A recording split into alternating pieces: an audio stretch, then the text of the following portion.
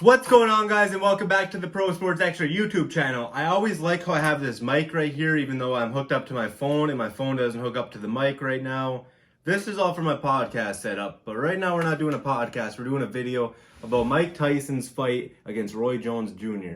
But before we get into this, I gotta ask you guys, we got a lot of followers here at Pro Sports Extra. Please say a prayer for my family. I'm not gonna get into it, My dad, though, I know you watch all these videos. I love you. We all do. We're praying for you, Dad. But let's get into this. Anybody else realize that Mike Tyson versus Roy Jones Jr. fight must have just been they must have knew it was going to be a draw. I mean, Mike Tyson whooped his ass. I mean, he didn't knock him down many times. I don't even know if he knocked him down. But if there was a winner of that fight, it was easily Mike Tyson. Roy Jones Jr. didn't throw any power punches, didn't really hit him much. Mike Tyson was definitely the attacker in the fight. Mike Tyson should have won that fight. But you know what's sad? You know what's sad about it all? Why did we pay $50? Or why did I anyway? I could have just checked Facebook to watch the damn fight and scrolled. But instead I paid $50. It's a night I'll never forget. But watching Mike Tyson fight Roy Jones Jr. 50 years after it should have happened was, okay. After the fight, they asked Mike Tyson and Roy Jones Jr. if they would do it again. Tyson was like, yeah, man, you better do it again. And then Roy Jones was we got to talk to the family, see about everything. So, I mean, to be in your 50s to go out there and fight is crazy. So I got to give him that. But it's pretty sad when the Jake Paul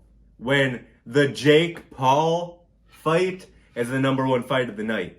I mean, Jake Paul literally dribbled Nate Robinson's head off the freaking ring.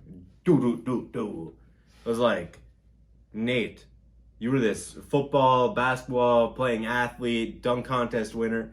Bruh, you can't fight. You gave the NBA a bad name. You gave all sports a bad name. Honestly, yeah, you got out there and fought. But it didn't look like you trained. It didn't look like you actually worked on it. Jake Paul was so calm and then just hit him with a boom. And then he went down, came back up after a few seconds, and then Jake Paul hit him again. And boom, down goes little Nate. The first two fights, I don't know who the hell they were. They were decent fights. Don't know who they were, so I didn't really care. But if I wanted to pay $50 for a Wiz Khalifa, Snoop Dogg, and Snoop Dogg was great on the when he was announcing.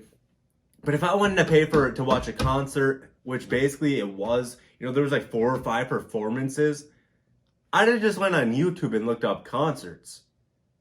You know what I mean? I wouldn't have paid $50 to sit there and watch Wiz Khalifa, Snoop Dogg, and I don't even know the other rappers.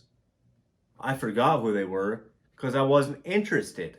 Wiz Khalifa was the first one. Snoop Dogg was the last one. Of course, I remember the first and the last because the performances were kind of dumb to have in between.